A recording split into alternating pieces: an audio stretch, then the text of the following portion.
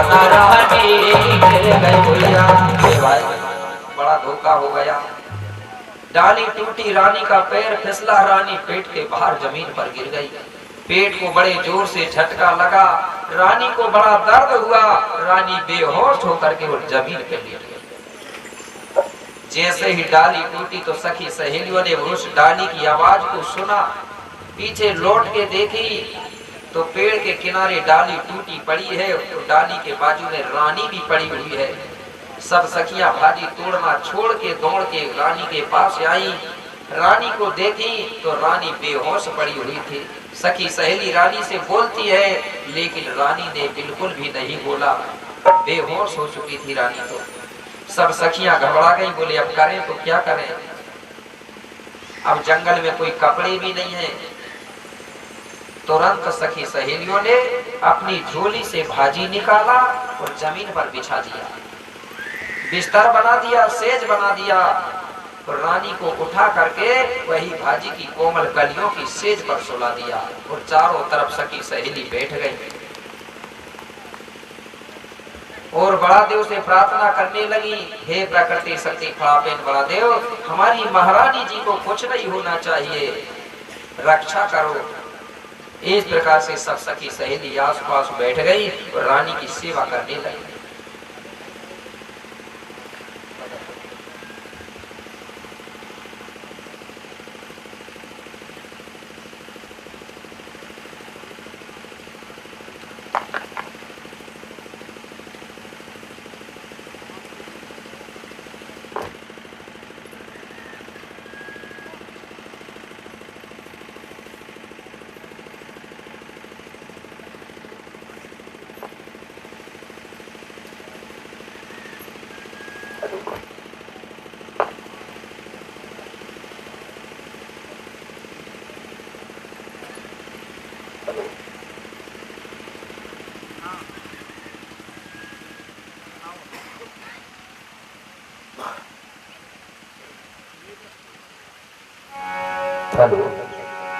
बोलिए शंभू शेख बाबा की।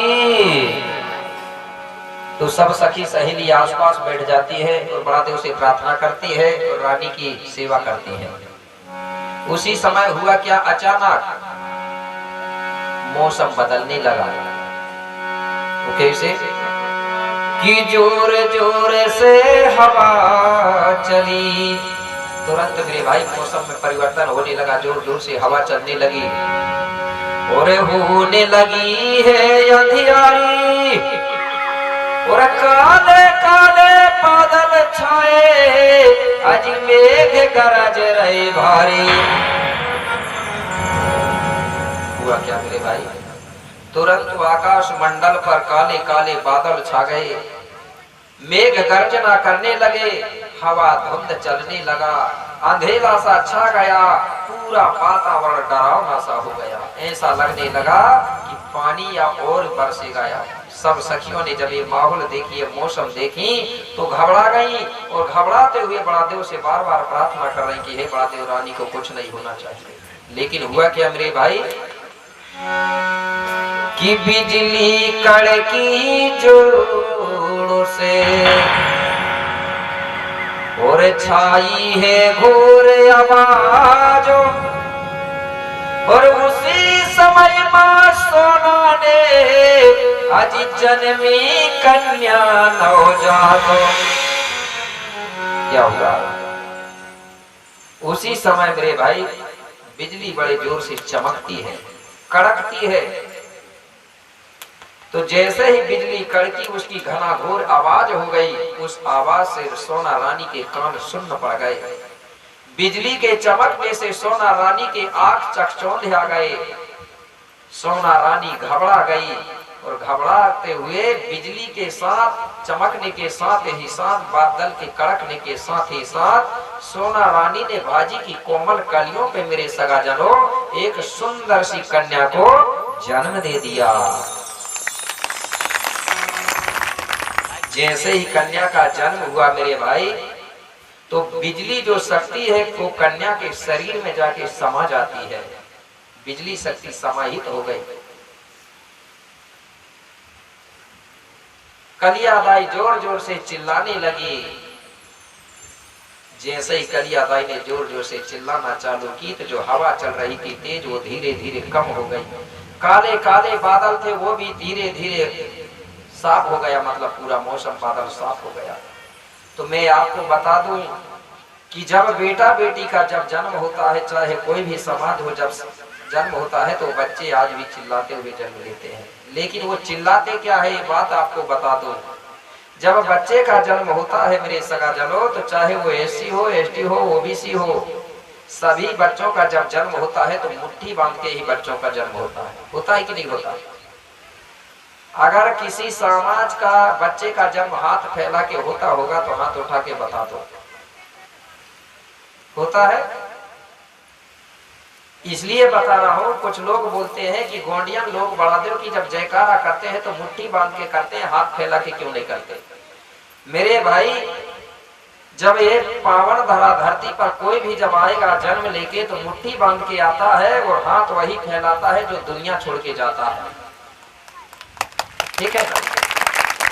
इसलिए लोगों ने कहा है मुट्ठी बांध के आए थे और हाथ फैला के जाएंगे। तो हम अभी रुकेंगे, और जो ऐसा करके जयकारा बोलता है तो मैं समझता हूँ कि ये कह रहा कि गुरुजी टाटा बाय बाय, अब हम दुनिया छोड़ के जा रहे हैं, इसलिए मैं ऐसा हाथ कर करता जयकारा नहीं लगवाता हूँ। समझ गए ना? अगर कोई पूछे मुट्ठी बांधना कब सीखो हो तो बोल देना जब हमारा जन्म हो रहा था उस समय हम गोंडी भाषा में मुट्ठी बांध के फड़ा पहनता करके पुकारते हुए आकर। बोलता है कि नहीं बच्चा? गौर से सुनना, फड़ा पहनता। और क्या बोलती है लड़की? ज्यादा बोलती है जोहार जोहार जोहार करके लड़की बोलती है। जोहार और फड़ा पहन जो है प्राकृतिक शब्द है मेरे भाई, ये प्राकृतिक को सुमरन करने का शब्द है, प्राकृतिक को ध्यान करने का शब्द है। समझ गए ना सभी लोग? अब कोई पूछेगा मुट्ठी क्यों बांधते हो तो बता दोगे ना कि जब जन्म ले रहे थे उसी समय हम बड़ा देखो पुकारते हुए आए हैं इस पावन धरा पर, तो आज भी हम उसी को पुकारते हैं। लेकिन पता नहीं बड़े होने के बाद आपको कौन सा भूलन भी लग जाता, भूल जाते हैं। जन्म लेते समय फड़ा पे, और उसके बाद में पता नहीं कौन कौन में चले जाते हैं, ठीक है ना? ये लड़की ने जब फड़ा पेन जोहार जोहार जब शब्द का नारा लगाई तो पूरा मौसम जो है साफ हो गया है।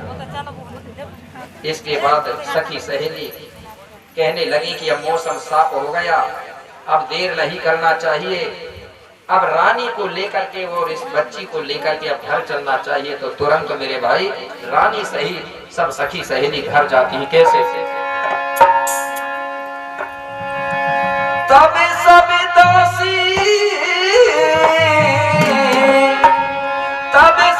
दासी रानी संगे धाई, कन्या बोले महलों के आई,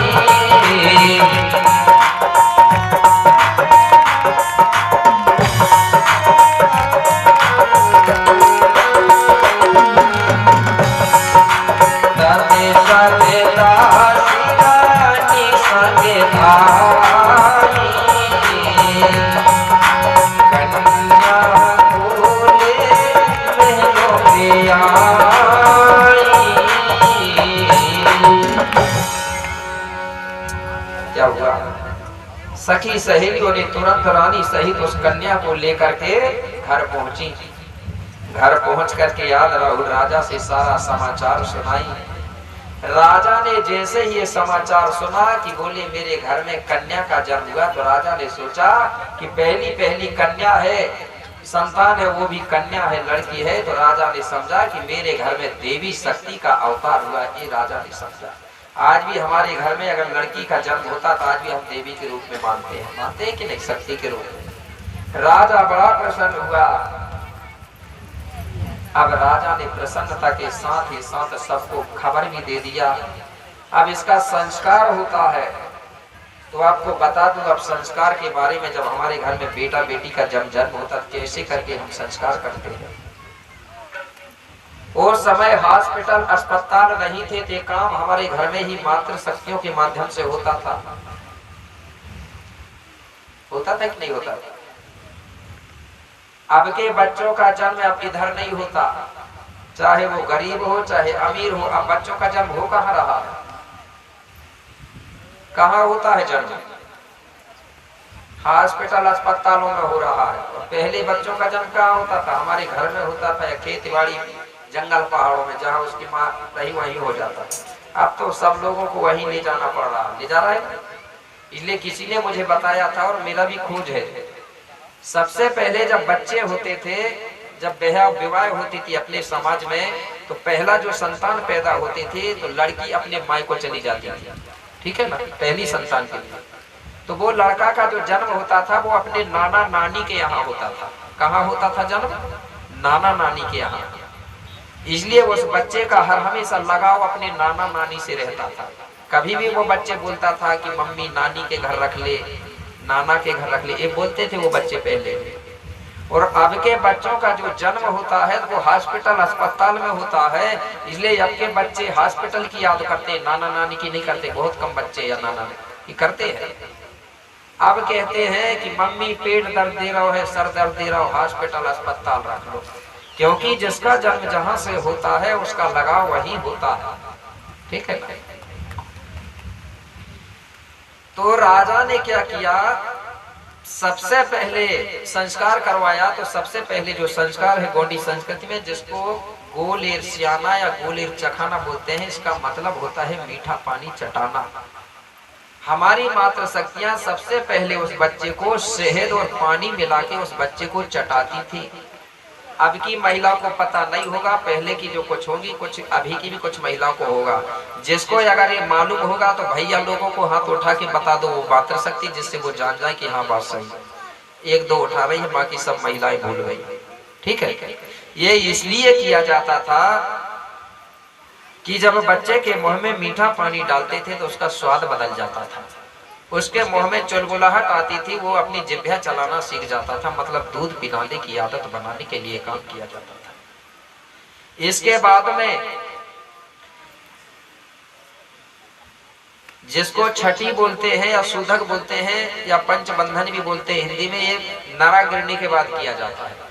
जब तक नरा नहीं गिरता है तब तक हमारे समाज में वो घर अशुद्ध माना जाता है। एक दूसरे के घर आना जाना खाना पीना का थोड़ा परहेज रहता है कि नहीं रहता? तो चाहे वो एससी हो, एसटी हो, ओबीसी हो, सभी समाज के लोग इस नियम को मानते हैं। इसलिए मैं समझता हूँ कि ये सभी लोग गोंडी धर्म को मानने वाले लोग रहे होंगे। तो ये जब तक ये काम नहीं किया जाता तब तक ही परहेज से चलते हैं। ये लगभग कब होता है? लगभग 5 या 6 दिन में नरा गिर जाता है, हो जाता है ना 5-6 दिन में।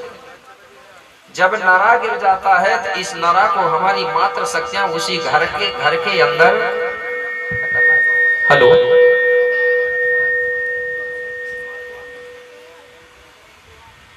हेलो, जब हमारी महिला ये नरा होता है उसको गड्ढे खोद के घर के ही अंदर दफना देती है। दफनाती ना, ये बात कल भी बताया था लेकिन बात आ गई तो आज भी बताना पड़ रहा है। उस गड्ढे में वो नरा को मातृ शक्ति दफना देते हैं।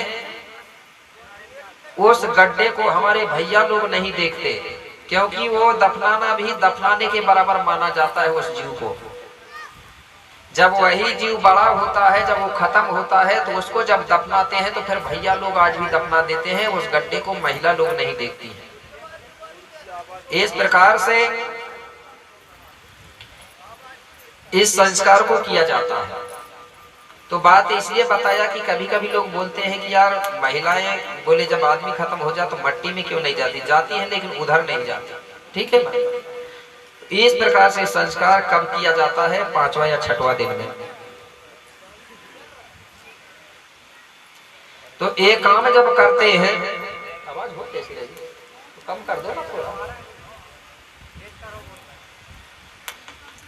क्या है आज ना, कल से बहुत डिस्टर्ब खराब लग रही है। तो ये काम कब किया जाता है? 5वां 6वां दिन में। तो ये काम किया गया।